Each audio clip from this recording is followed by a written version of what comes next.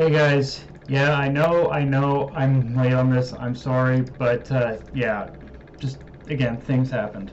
So, right out of the gate, the biggest thing with this episode is we've reached the major turning point of Wano, where Kaido has basically lifted Onigashima and has it heading towards the Flower Capital to begin his conquest. And honestly, I don't know if it's the soundtrack or just just seeing the whole thing animated in itself, but I mean, honestly, that they didn't really do a whole lot of animation to begin with this, but I really liked how Toei handled this scene, and it's not really for any major reason other than little additions to the animated, like soundtrack, or just how Toei built up to the moment, adding this extra bit of emotional weight to Onigashima, like being raised up in the sky. It gave the whole tone of the scene a much more heavy, ominous presence, leading into the reveal that it had been lifted into the sky by Kaido. And when the reveal finally does hit you, I felt that much more overwhelming sense of fear from what Kaido had done. Like the anime, for whatever fault it has really been doing good at just building up how much of a how much of a fucking monster Kaido is through just his sheer power.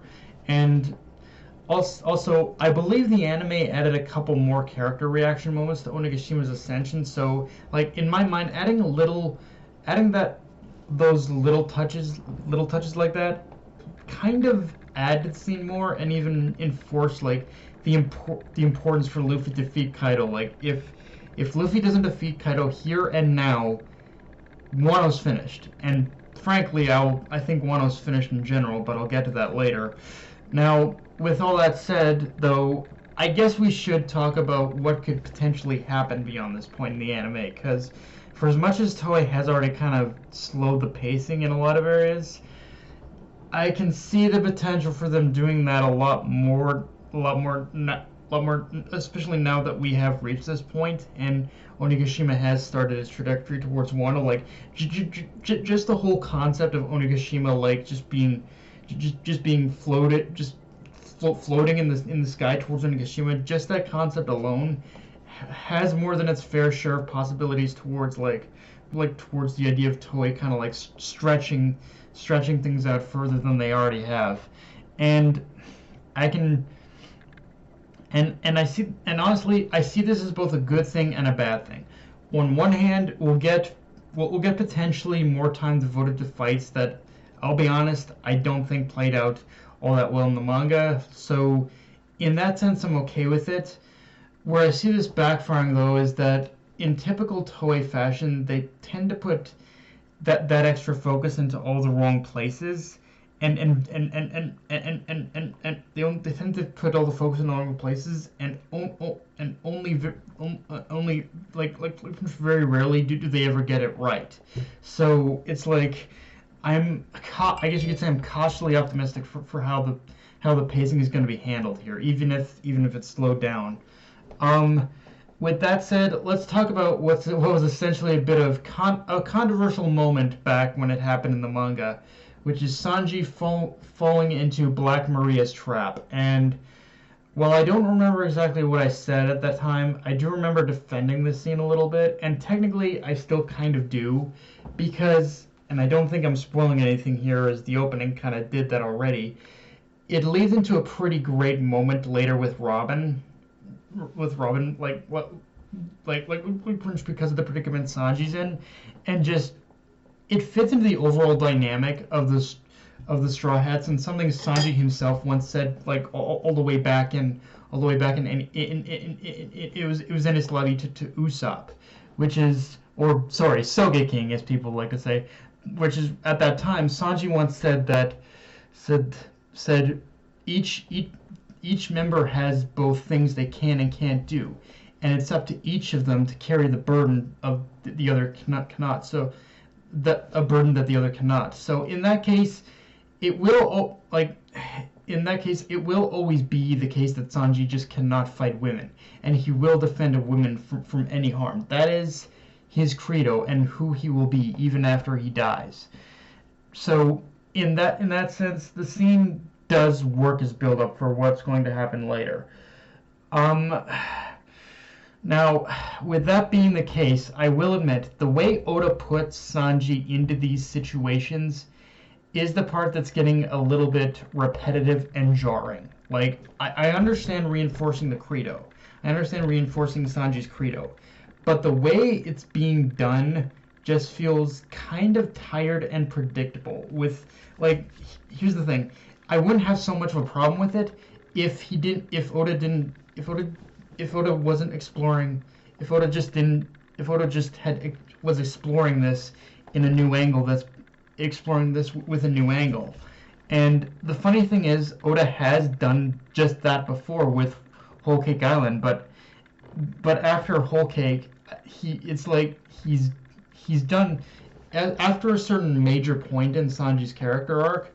It feels like he's done exploring that new angle, and he reverts Sanji back to the status quo. So it's mixed because I don't hate it as much as everyone else does, but I understand why it's so conflicting, and it is frustrating more than anything else for me.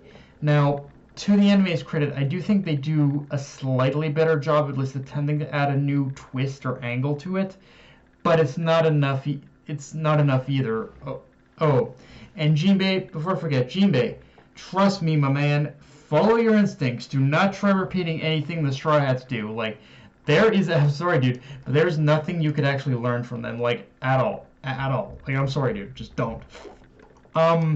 Now, with that said, we get a peculiar scene between Zoro and Queen where he basically says, fuck your game, I'm gonna chop you and Kaido up, which, yeah, fucking badass scene on Zoro's part. The dude just will not stop having badass scenes in Wano.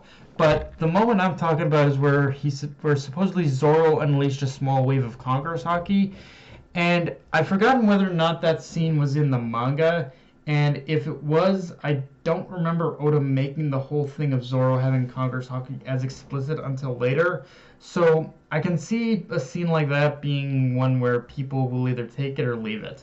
For me, I don't mind little bits of little scenes like that because I think it does do a little bit of a better job of building up to when he uses it when he uses techniques like that in a more serious fight. Another moment I really love, and I believe was added, or at the very least extended, is seeing the Heart Pirate's reaction to Onigashima. Like, again, going off what I said, I feel it adds that extra sense of fear from seeing observers asking just what the hell is going on.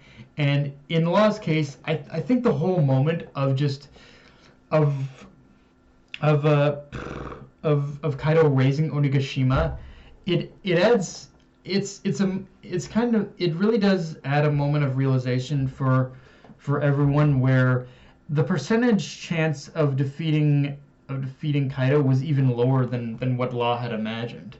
I also really like the conversation between Zoro, Robin, and Brooke, where they share the same worry after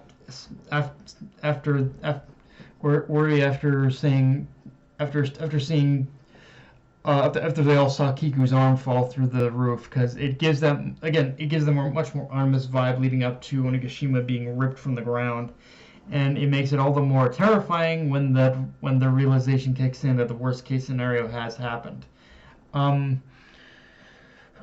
Now, I do got one more thing to say before I end the review, but it's going to get a little bit spoilery. It's going to be a theory, but it's also going to be a little bit spoilery. So anyone who doesn't want to hear this, click away from the video now.